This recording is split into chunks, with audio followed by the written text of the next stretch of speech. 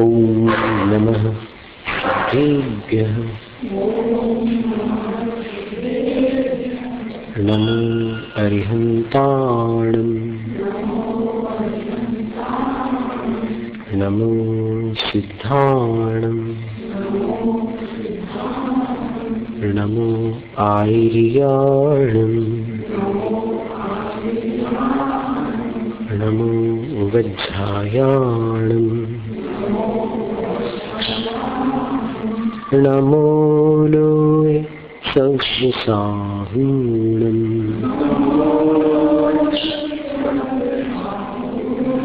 एषु पञ्च नमो यारो सर्वपावपणासनो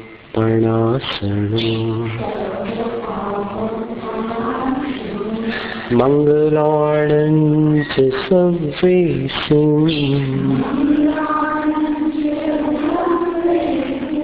पठमं भवति मङ्गलम्।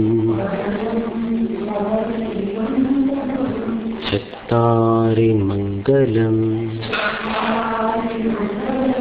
अरहन्त मङ्गलम् सिद्ध मङ्गलम् साहु मङ्गलम् केवलपर्णतो धम्मो मङ्गलम्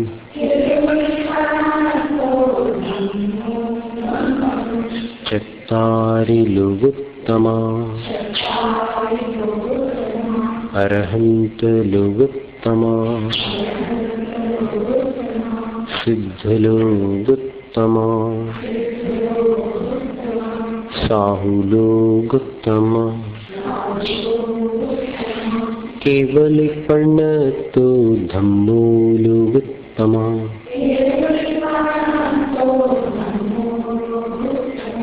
चत्तारि शरणं प्रव्रजामि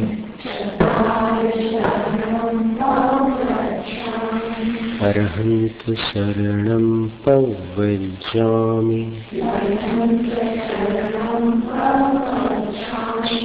सिद्ध शरणं प्रव्रजामि साहु शरणं प्रव्रजामि केवलपर्णतो धम्मो शरणं प्रव्रजामि।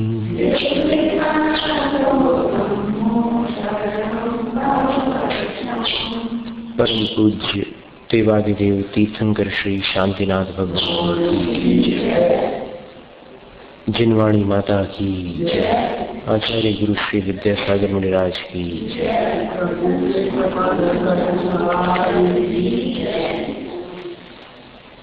5 श्लोकों के माध्यम से 5 काव्यों के द्वारा परमेष्ठियों के स्वरूप का वर्णन है।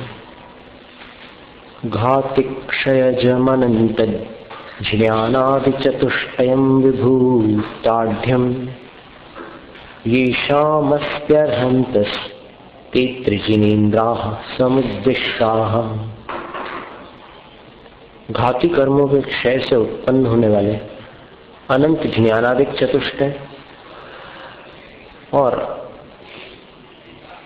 इनके अतिरिक्त ये शाम जिनके पास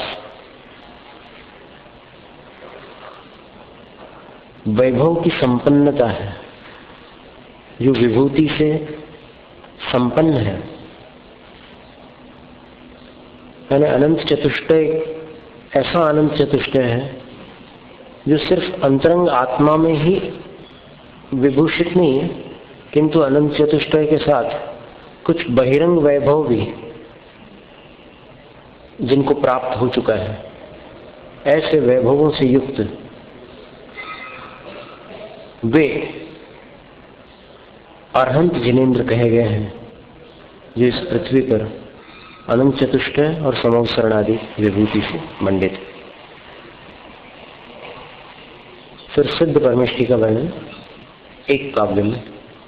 शुक्ल ध्यान विशेषान निरस्त निशेष कर्म संघाता सम्यक्त्वादि गुणाढ्याः सिद्धाः सिद्धिं प्रयच्छन्तु।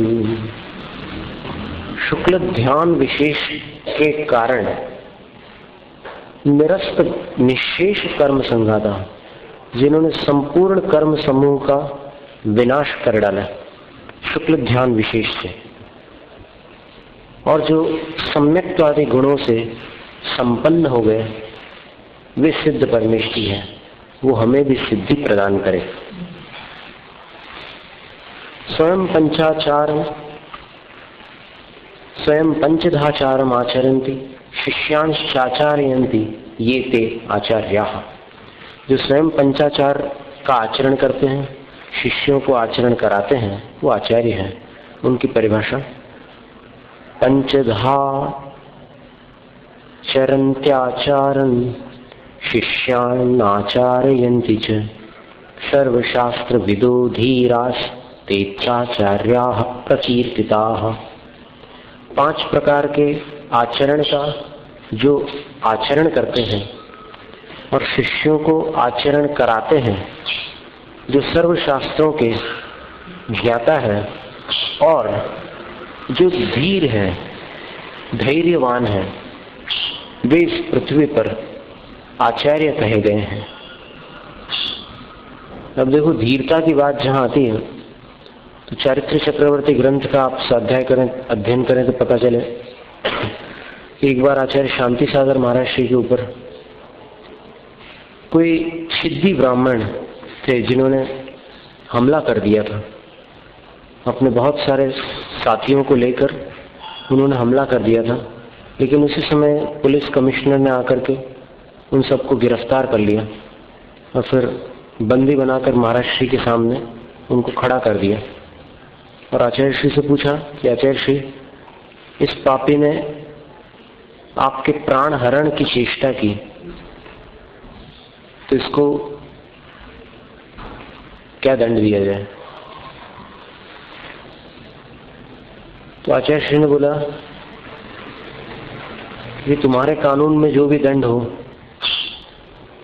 वो तो तुम देने के लिए तैयार हो, पर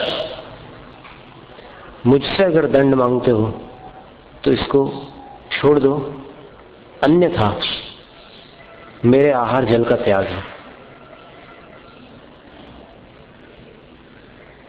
वो एकदम आश्चर्यचकित रह गए कि ये ऐसी कैसी बात कर रहे हैं, जिसने प्राण हरण का प्रयास किया उसको क्षमादान और उसको मुक्त करने की बात कर रहे हैं, ऐसा कैसे हो सकता है?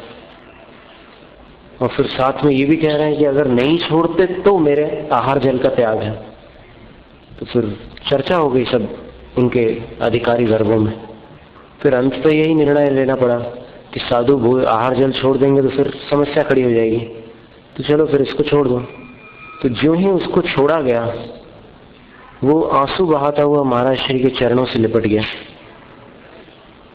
और कहता है कि मैं आज तक जानता नहीं था कि जैन साधु इतने महिमावंत होते हैं, शत्रु को क्षमा करने वाला मैंने आज तक कभी पृथ्वी पर किसी को देखा नहीं, लेकिन आप इतने धीरवीर हैं कि आपको कोई भी मेरे प्रति रोष नहीं उत्पन्न हुआ और आपने मुझे प्राणदान दिया।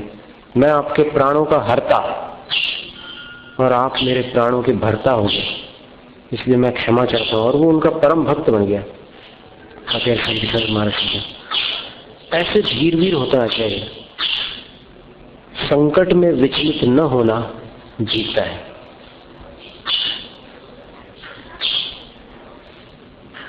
धियम ईरयति इति धीरः।